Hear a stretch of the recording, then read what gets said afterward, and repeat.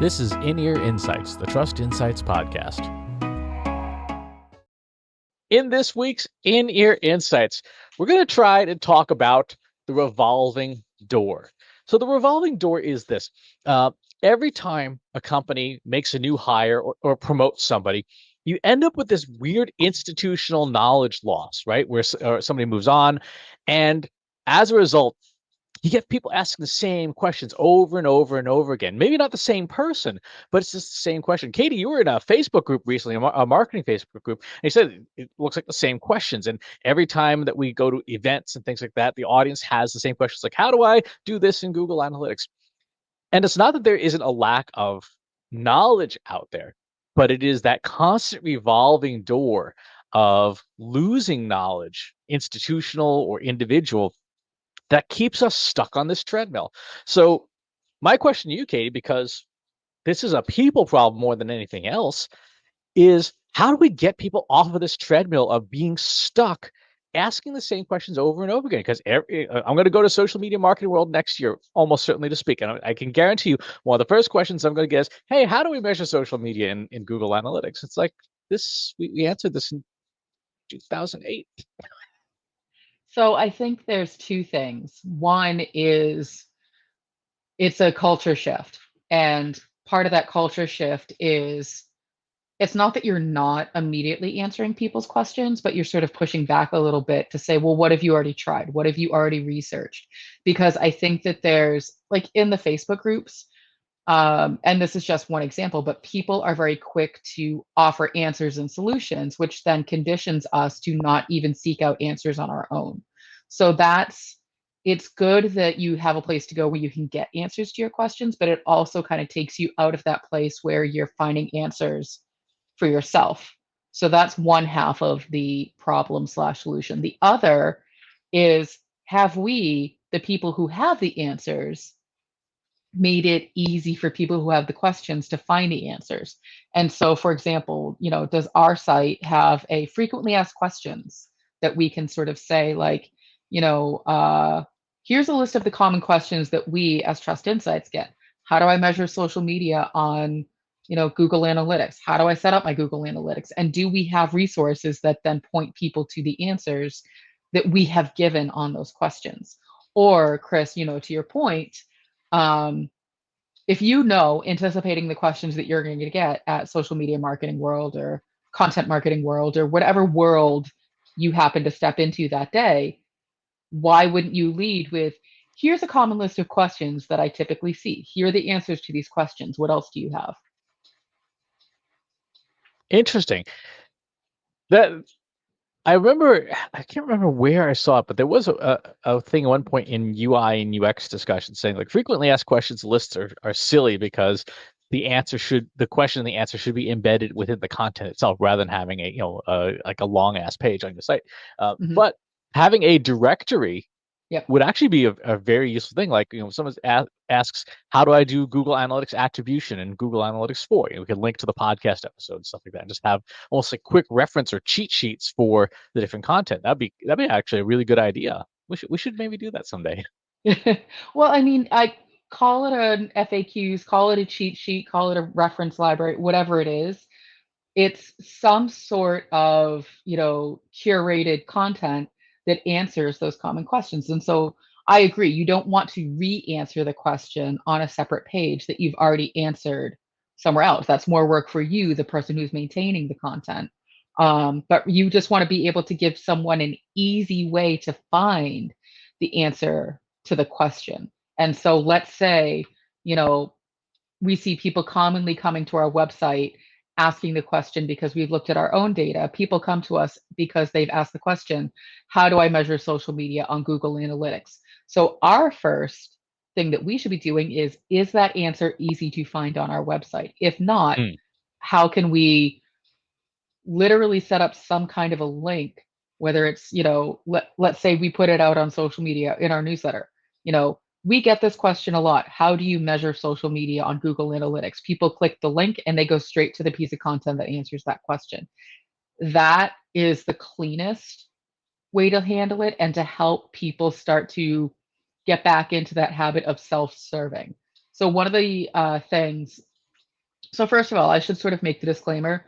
I'm fascinated by Facebook groups. If you know anything about me, and if you've been listening to this podcast, you know that I have deep rooted interest in psychology and what makes people tick. And that's why I do change management, because it's all based around people. And so the more almost like out in the wild, the anthropological studies that I can do of people and how they behave on like a Facebook group, the more information I get in terms of what are some of the challenges I'm going to run into. So that being said, a lot of times I'll see the moderator of a group, just sort of like posting this passive aggressive message.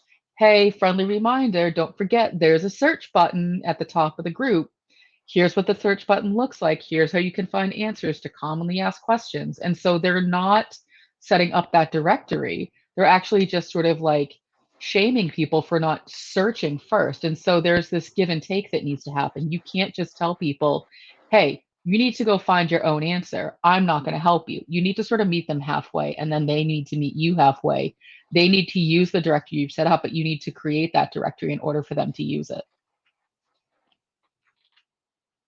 Should be a directory, or should even be like literal cheat sheets? Because I'm attracted to this idea that certainly in like the R programming world, we have these sheets which are really fantastic, and they Mhm. are just huge lifesavers. I'll show you an example of one here. And if you're listening to this, go over to the YouTube channel, trustinsights.ai/YouTube, at least for this part of the show, and you can see just an Mhm. example. And this is what one of the cheat sheets looks like. It just says, here's like the code, here's what you're trying to do, and here's the different coded pieces.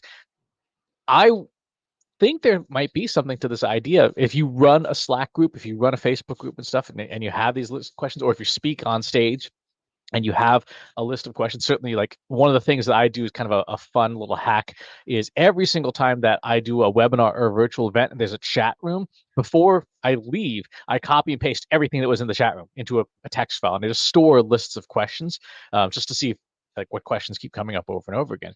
It might be time to start assembling some of these, like for example, for our stuff, a Trust Insights, social media analytics cheat sheet. Here's the 15 blog posts on and the 12 podcast episodes and the 3 YouTube so what episodes, all just with links. Just here's, if you Mhm. have questions about this, here's the question, here's the link to the answer. Question, answer. Not super complicated. Probably won't look as nice as this because none of us are designers. Uh, but it might be that might be the kind of thing that you could then hand, like when someone onboards into the Slack community. Hey, here's your welcome kit. When Mhm. someone becomes a new customer of the company, you hand them a welcome kit. Like, yeah, here's how you pay your bills and all stuff. And by the way, if you got questions that are we assume are pretty common, here's a cheat sheet of all the content we've produced, and that would be a really I've never seen any agency or consulting firm do something like that, where they say, you probably have these questions. Here's Mhm. a link to all of the free stuff so that you can get you and your team skilled up right away. Well, and that's just it. So again, call it an FAQs, call it a directory. It doesn't matter what you call it. The end result or the goal is roughly the same. And so, I think it's one of the things that I try to do is to try to get ahead of the questions that I know people are going to ask, so that you're doing your best to answer them and not spend time at the end. If you're like, oh, I knew they were going to ask that question, why didn't I just answer it? Go ahead and answer those questions ahead of time. It's what you're there for. You as the expert are there to answer those questions. So instead of frustrating yourself going, Chris, I'm going to pick on you now. You had said, I know I'm going to get this question again. Okay, great. What are you going to do about it? Are you going to Mhm. stand there and be frustrated when you're like, someone's asked me this question like 800 million times, or are you going to proactively try to answer it so that maybe they'll be like, oh, my headspace is cleared up from that question that I had. Maybe I have a more advanced question now, because they already know the answer to that other question. I like that, and what I think I'm going to do with it is I'm going to again take a lot of those questions that we anticipate ahead of time, link it up to the various pieces of content. But Hmm. one of the things that we've done and has been very successful, and we will continue to do it, is provide link, called, where can I get the slides, for Hmm. people who want to get session materials and stuff. And you make an announcement about that, but not everybody wants to get the slides. Some of them just say things here. But if you also start with, um, here's some common questions that we've answered in advance. Hmm. That would be an additional value add that you could put into a presentation that might also get you not only registrations for an event, but it might get you different people responding to So that and the people who want to get the slides. you need to go register where can I get the answers.com. No, but I think that it makes sense because it does a couple of things. One, it keeps your audience engaged because they're seeking those answers. And then two, it gives us, the experts, an opportunity to really think through and list out all of those things. And so, you can start to tie it back to content marketing and that content strategy. One of the common issues that we see with our clients is they've created so much content that they forget what they've already done and they just keep creating more instead of going back and cataloging and categorizing what they already have and repurposing it. And so this is a great opportunity to do that. So, we work with an agency that does a lot of work around social media. I would assume that those common questions, how do I measure social media? Which social media channel gets the best, conversion for a B2C versus a B2B, or, this, that, and the other, whatever the questions are. That would be a light lift for that agency to repurpose a lot of what they've already done and re-optimize older content to make sure it's up to date. For us, it's probably going to be a lot of questions around, Google Analytics and measurement and, getting, their MarTech stack stood up. And we have a lot of content around that. So why wouldn't we do the same thing? So I really like that idea, Chris, of, giving audiences, whether they are seeing you at an event or just in general, where can I get the answers.com? They click on that and they get a list of questions around a specific topic. We can let them know what the topic is that week or that month, and they can get answers to those questions. Yeah, I mean, I was just looking. So on the Trust Insights website alone, we have 595 posts we've put on our blog in the last 3 years, plus an additional 100 or so odd pages. On my personal website, there's 3,200 blog posts there. Since 2007, there's 764 episodes of Marketing Over Coffee. So there's a lot of catalog to go through. So I think it might be time to write some code to start extracting out pages and the page titles, try to pull out the categories and topics and reorder things, and then look at just straight up page views. Is the metric that we often don't use properly. But in this case, what pages within that category are the most popular? Great. Those are the ones we start with writing our cheat sheet, because if 800,000 people have been to how do I start my public speaking career, Mhm. seems like that would be a good section to just a good post to start the public speaking questions that people have. So yeah, it might be time to write some code to do this, because you don't want to do it by hand, not with thousands of posts. Well, so then the other side of that question is, have we done our job in making sure that the content is titled correctly or tagged correctly?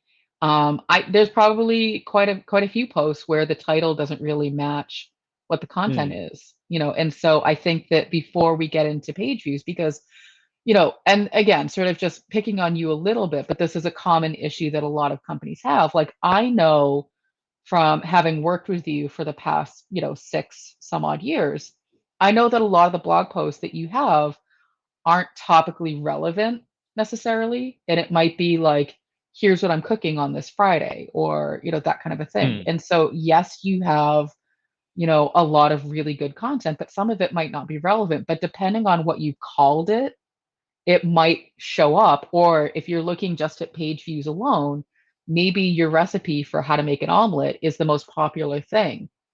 And so no, and I what basically the point that I'm making is, if you are just looking at page views and writing the code to say whatever page is the most popular, feed that in here, it might be a mismatch. And so there does need to be that human intervention. And I think the first thing we need to do is make sure that all of our content is optimized and categorized correctly and titled correctly. Hmm. And then we can move on to that phase of code. Yeah, at the very least, categorize, like, these are the most common words within each post, because that will also help. If a post is titled something clever, but is in fact just about Google Analytics, we would want to know actually that's just a Google Analytics post. Right, exactly. And so I think there's some work that we need to do first before we get to the second phase of it. But I think that it's a doable thing. I think it's Hmm. absolutely a doable thing.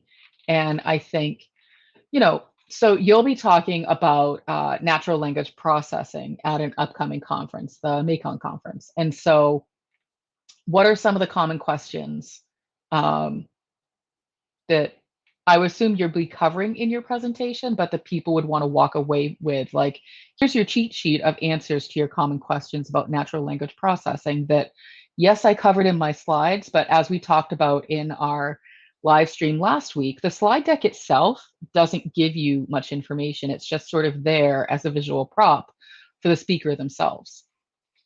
Ah, that's clever. The cheat sheet as the handout for the slides. I like that. Um, yeah, with natural language processing, it's for any topic which is primarily a what is this thing talk. It always starts with the first three questions: what, why, and how. What is this thing? Why do I care about it? How does it work? How much does it cost? How do I get started? Can I buy it? Do I need an agency, et cetera? Those are all the basic questions that you'll always get out of a what is this kind of talk, and you try and answer those within the talk itself. But to your point, we've done podcasts and webinars and things on natural language processing. We've produced new content. There's a whole new chapter in AI for Marketers, the third edition on natural language processing. So there's a lot of stuff out there. So my task would be, I guess, to look at the catalog of what we have already tagged either with NLP or with some of the known keywords like GPT-3, for example, and say, okay, these are the posts, this is the stuff we have in the catalog. And then how do I slot it into those three questions? What is it? Why does it matter? How does it work? Well, and interestingly, you just rattled off about 10 questions about natural language processing. So what I would envision is, if I'm at that conference and you say, now that we've gone through this presentation, I want to leave you with this handy cheat sheet of resources to answer those common questions. Um, so that, you can remember me and whatever the thing is. But basically, what you're doing two things. One, you are positioning yourself as that subject matter expert in that topic. So when someone thinks, I have questions on natural language processing, they think of Chris Penn. But two, you are bringing people back to the Trust Insights website to explore our content and re engage with it. And so, what they should walk away with is some sort of way to easily get that list of questions and the resources associated. Yep. Yeah, it could just literally be a bulleted post or page on the website, and that's Yes. that's all it needs to be. Um, And that's interesting because when you think about it, that's not just something for speakers either. That goes back to the original question, which is how do you preserve that institutional knowledge? How do you Hmm. keep your new junior staff from asking the same question? I remember when we started doing more formal onboarding with our team at our old agency, there was a lot of like in the first week, these are the things you have to read. These are the courses you have to take. These are the videos you have to watch. And even if the person didn't know why they were watching it at that point, because they were, literally a week into their job, they didn't have any clients or anything. They at least remembered that it existed. So when those questions came up later on in their actual client work, they would know, oh, wait, I have seen something like this before somewhere. I need to go and find it. So there's a lesson for everyone there in terms of institutional knowledge. Oh, if you Hmm. give somebody basically the table of contents for your team's knowledge base, that goes a long way to helping your staff remember where things are. Well, and then it goes back to that other side of the equation of retraining people to self serve. So, in that scenario, Chris, let's say you put together this library of resources around everything that you know about Google Analytics. And let's say I, as the staff member, come to you and say, hey, Chris, what source medium in Google Analytics? Do you give me the answer straight away? Or do you point me back to that resource and say, if you can't find the answer, then come ask me? Exactly. Pull out the quick reference handbook, look at that first, and then let me know.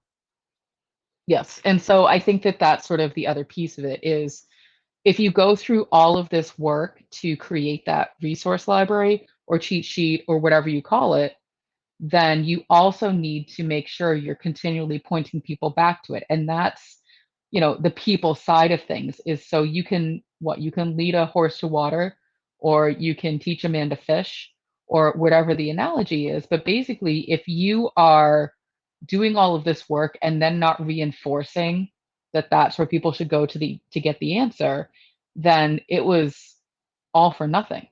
And I'm Right. not saying you just need to be a straight up jerk and be like, I'm not going to give you the answer. I wrote it down over here. The reason why you continually point people back to that is because we culturally, I mean, everybody has gotten so used to this instantaneous, just tell me now. I don't want to have to do the work. And so that's a habit that, quite frankly, we need to break.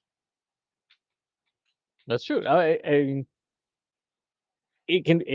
There are places where it's definitely going to be risky. Airline pilots are taught you have a quick reference handbook because Mhm. you do not have time in an emergency. Just, call up tech support from Boeing and say, "Hey, this plane's doing this thing. What should I do about it?" Just turn Instead it of, off and turn it on again. I It's mean, they fine. actually, as one of the steps, it's like step 14 for engine power loss. But the quick reference handbook is there. Like, this is the place you go when the defecations hit the ventilation. This is the place you go first. So flip through it, find a problem, and run the checklist. And if that doesn't work, then Mhm. call for help, because at that point, that should have solved most of the common problems. Well, and you bring up a really good point. Like, there's always going to be exceptions, or it's always going to be conditional. And so I'm making the broad statement, we should make people do some of the work themselves to find the answer. Obviously, in life or death situations, if, let's say I'm a surgeon and I say, oh my God, where did the spleen go? You I would like to say you would just tell me instead of being like, well, why don't you retrace your steps and try to figure it out for yourself? Like, there's obviously exceptions to these rules that we're outlining. Like, there's times where it's completely appropriate just to give someone the answer versus trying to make them seek it out themselves. But what we're talking about are not life or death situations. We're talking about helping people learn marketing information that they can then retain and then pass along over time. And so I'm not looking for someone's spleen that fell out during surgery. I'm looking to understand more about, how to measure social media. I'm going to go out on a limb and say that's not urgent. That's something that I can take a minute, 90 seconds, 2 minutes to find the answer on my own. And that's the difference between those sort of two things. Yeah, that makes sense. I could see that being a bit of a challenge. So, if here's the last question: what if you're a company, or you work at a company where that content doesn't exist, right? No one's ever written it down. Customer service is answering the same 7 questions all day long, and they Mhm. call the person like, "Have you tried turning it off?" That kind of thing. As marketers, if you go to your company's website, you're like, "Wow, this is all 100% self-promotional crap. None of this answers any questions." What do you do in that case? I mean, that's a huge opportunity. It's a huge opportunity to create all kinds of new helpful content that answers those questions. And so, what I would do there is I would start collecting information. Maybe I start with the customer support team. What are the top 4 questions you get every single day? And it's probably, why is it blue and not green? Or, why does this red button blink when I keep pushing it? Or why does it hurt when I put my finger here? Well, stop doing that. You know, but, and then ask question, have you written down those answers? Does it exist anywhere? Or do you keep repeating the same thing over and over again? And that's an opportunity to be like, okay, let me make your job a little easier. Now, this is where you come into change management and sort of that same conversation we have around, will AI take my job? If customer service believes that their sole purpose is to answer those questions and then you take away answering those questions, there's obviously going to be some resistance to that. So part of that change management and part of that people management is helping them understand and hearing their reservations around, if you're not answering those questions, are there other questions, more advanced questions that maybe you're not getting to, or maybe you're not able to actually build those relationships with customers because they just call you angry. What would it look like if they weren't calling you angry and just had general curiosity? Well, I'm trying to cook brown rice instead of white rice. How do I make that in my Instapot? And that's a different conversation than the stupid piece of crap doesn't even work. I can't get it to turn on. Right. That makes sense. No, it sounds like there's some usable things for everyone to onboard new staff, to help train existing staff, and to reduce that institutional knowledge leakage with cheat sheets or directories or pro tips or whatever, again, whatever you want to call them, and do so in such a way that they actually become valuable marketing tools in and of themselves. If you got questions about anything we've talked about in today's episode, pop on over to our free Slack group where you can ask all these questions and we'll get answers of some kind at trustinsights.ai/analytics for marketers. And wherever it is that you're watching or listening to this episode, if there's a channel you prefer it on, chances are we're on it. Go to trustinsights.ai/TI podcast and you can see where else you can catch the show. Thanks for tuning in. We'll talk to you next time. Take care. Need help making your marketing platforms, processes, and people work smarter? Visit trustinsights.ai today and learn how we can help you deliver more impact.